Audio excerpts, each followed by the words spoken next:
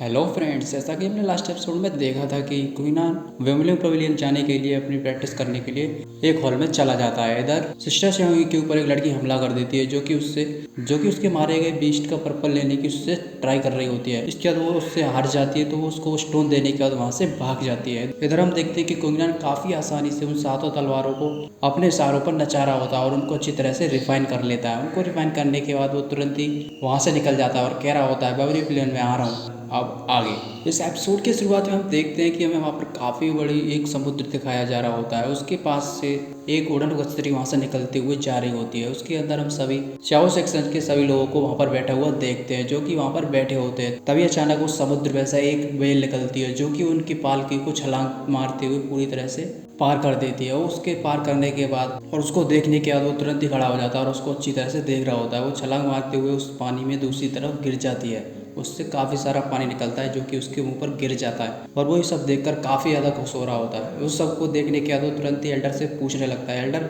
आखिर कितना समय लगेगा कि हम लोग जब पवेलियन पहुंचेंगे। उसकी बात सुनने के बाद वो एल्डर जो कि उस पालकी को चला रहा होता है वो उससे तुरंत ही कहने लगता है, लड़के आखिर तुम्हें इतनी जल्दी क्यों कि वहाँ पर तुम जाना चाहते हो? हमें अभी अभी वहाँ पर पहुँचने के लिए कम से कम एक दिन लगेगा। क्या तुम इसलिए वहाँ पर इतनी जल्दी जाना चाहते हो कि तुम्हें कुछ वहाँ पर जाकर खाना है? उसकी बात सुनते ही वो लड़का हंस जाता है और कुछ भी नहीं कह रहा होता है। वो कह रहा होता है, मैं तुम्हें बता देता हूँ ये पवेलियन 3 साल में एक बार खुलता है तो तुम्हें वहाँ पर जाकर कोई भी मिस्टेक नहीं करनी है। तो तुम अपने आप को अच्छी तरह से संभालने की कोशिश करो, हम अच्छे समय पर वहाँ पर पहुँच जाएंगे और कोई भी चिंता नहीं होगी। उस एल्डर की सभी बातें सुनने के बाद जो कि सभी पीछे लोग बैठे होते हैं, क्वीन के साथ का एक आदमी उससे पूछने लगता है, एल्डर क्या आप हमें बता सकते हैं कि पवेलियन के बारे में आप लोगों को क्या कुछ पता है? उसकी बात सुनने के बाद तुरंत ही प्रिंसेस म्याओ म्याओ जो कि वहाँ पर एक गेम खेल रही होती है वो तुरंत ही उससे कहने लगती है, पवेलियन क्या एक छोटी सी चीज़ है, इसके लिए तुम इतना ज़्यादा एक्साइटेड क्यों हो रहे हो? कुछ भी नहीं होने वाला। उसकी बात सुनने के बाद तो एल्डर तुरंत ही हंस जाता है और कह रहा होता है, एल्डर म्याओ म्याओ को नहीं पता है कि आखिर पवेलियन क्या है। पवेलियन एक काफ़ी अच्छी जगह है, वहाँ पर हमें काफ़ी अच्छी अपॉर्चुनिटी भी मिल सकती है। जैसा तुम लोगों को पता ही होगा कि कांगलांग 3 चीज़ों में बटा हुआ है, लोअर, अपर और हम लोग वैसे लोअर में आते हैं पर लेकिन पवेलियन जो कि है उसके अंदर जो भी जितनी भी सारी चीज़ें जो कि अपर की चीज़ें हैं, अगर हमें उन लोगों के बारे में पता चल जाए तो हमें उसके अंदर काफ़ी अच्छी अपॉर्चुनिटी मिल सकती है।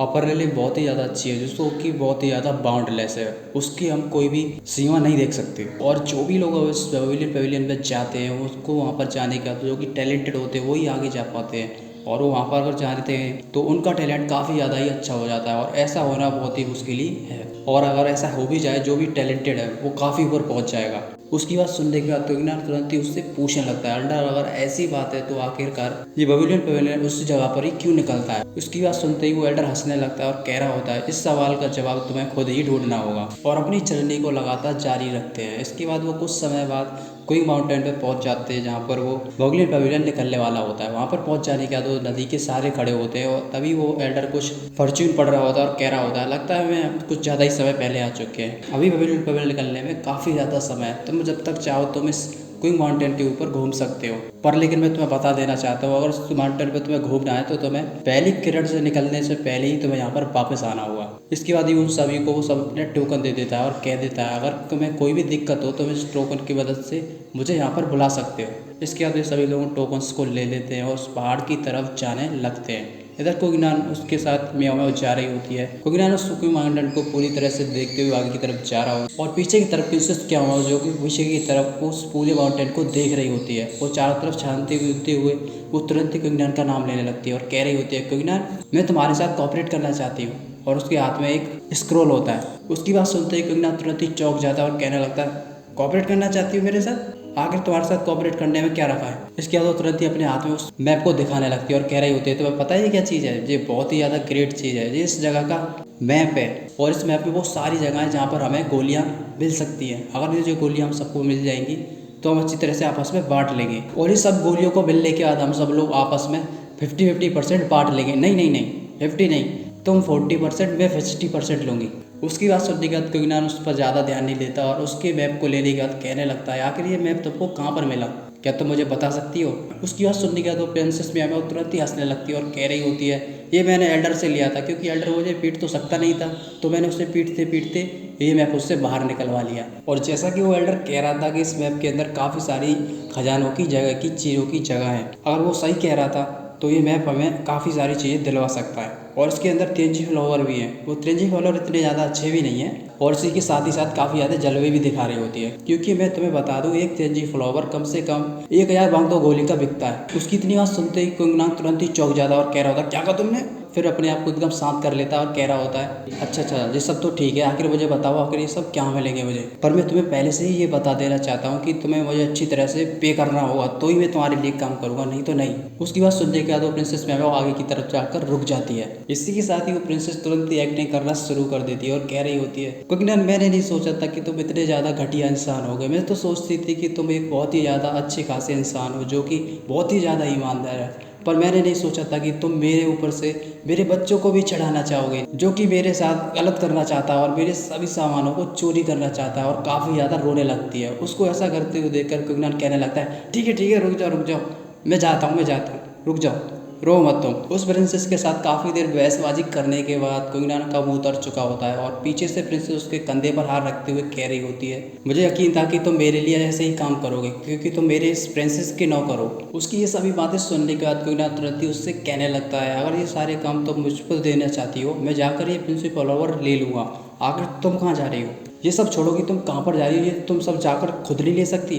उसकी बात सुनते ही वो प्रिंसेस उससे कहने लगती है, मेरे पास मेरे कुछ और काम है। और काफ़ी ज़्यादा हंस रही होती है। इसके बाद वे दोनों लोग अपने अलग अलग रास्ते चले आते हैं। इधर कुंगनन जंगल में छलांग मारते हुए इधर उधर पेड़ों पर जाते हुए उस गुफा के पास पहुंच जाता है। उस गुफा के पास पहुंच जाने के बाद उसके बाद वो अपने मैप को देखता है। उसे पता चलता है कि ये वही जगह है। इसके बाद वो अंदर जाने की कोशिश कर रहा होता है, तभी वो देखता है कि उस गुफा के अंदर पहले से ही कोई अंदर जा चुका होता है। ये पता करते हुए वो तुरंत कहने लगता है, अरे मुझे जाना होगा, लगता है कोई मेरे से पहले पहुंच गया यहाँ पर। इधर वो अंदर गुफा की तरफ जा रहा होता है। इधर हम अंदर एक लड़की को देखते हैं जो कि एक बीच से लड़ रही होती है, जो कि आसमान में जाते हुए उसके पास एक वीणा होती है जो कि उसको बजाते हुए उसकी आवाज़ से उस बीस्ट से लड़ रही होती है। वो जो कि बीस्ट जो होता है जो कि उस पर लगातार हमले कर रहा होता है, वो लड़की उसके हमलों से लगातार इधर उधर जख्मी हो रही होती है। और वो बीस्ट तुरंत ही मौका पाती हुई तुरंत ही उस लड़की के पास पहुंच जाता है और उसके 2-3 स्लैश मारने के बाद उसे पीछे की तरफ फेंक देता है। वो पीछे की तरफ चली जाती है, तभी वो उसकी वीणा को अपने हाथ में ले लेता है। वो लड़की पीछे पत्थर में पड़ते हुए उसको देखती है कि उसके वीणा उसके हाथ में पड़ चुका है।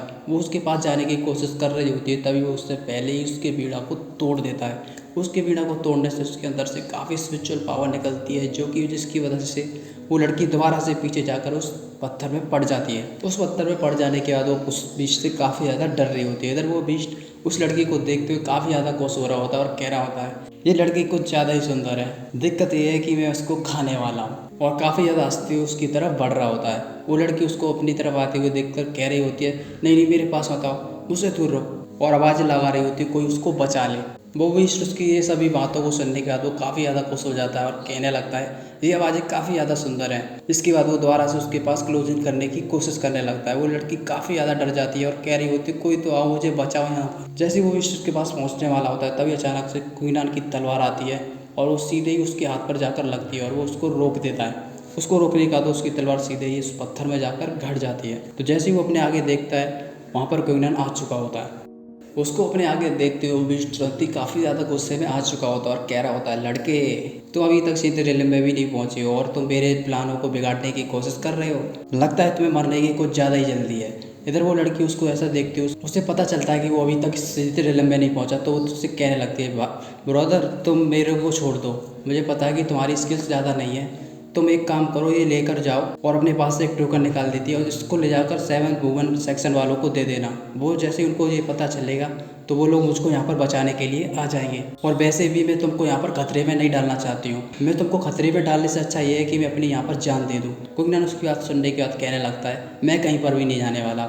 मैं वो इंसान नहीं हूँ जो कि अपने आगे खड़े हुए देखकर लोगों को बढ़ता हुआ देखूँ। उसकी इतनी बात सुनते ही वो लड़की थोड़ा सा शांत पड़ जाती है और वहीं पर बैठी रहती है। इसके बाद कुंगनन तुरंत ही अपनी वॉर ऑफ गॉड की लेफ्ट राइट को ऑन कर लेता है और उस बीस्ट को देखने लगता है। वो उस बीस्ट को देखता है कि उसके ऊपर से काफ़ी ज़्यादा लगातार रेड और अर्थ निकल रही होती है। उसको देखने के बाद वो कहने लगता है, ये तो सिंदरेला की 3रे लेवल में पहुँच चुका है, लगता है इसको हराना काफ़ी ज़्यादा मुश्किल होगा। और साथ ही में इसकी चर्बी कुछ ज़्यादा ही मोटी है, पर लेकिन इसकी बात की कोई भी चिंता नहीं, क्योंकि मेरे पास मेरी 7 तलवारें हैं। इसी के साथ ही वो अपनी 7 तलवारों को निकाल देता है और उनसे उसके ऊपर हमला करना शुरू हो जाता है। उसकी तलवारें उसके शरीर पर लग रही होती हैं, पर उससे कोई भी घाव नहीं निकल रहा होता है, ना ही तक खून निकल रहा होता है। और उसकी तलवारों को लगातार झेल रहा होता है। कुइनान दोबारा से अपनी उस तलवारों को अपने पास इकट्ठा करते हुए उसके ऊपर लगातार हमले कर रहा होता है और वो बीस्ट उन तलवारों को लगातार डिफेक्ट करते हुए उसे लड़ रहा होता है और उसके शरीर पर कोई भी खरोंच नहीं आ रही होती है। इसके बाद कुइनान एक टेक्निक को इस्तेमाल करते हुए उन 7 तलवारों को इसके ऊपर फेंक देता है। वो उन 7 तलवारों को तुरंत ही अपने हाथों से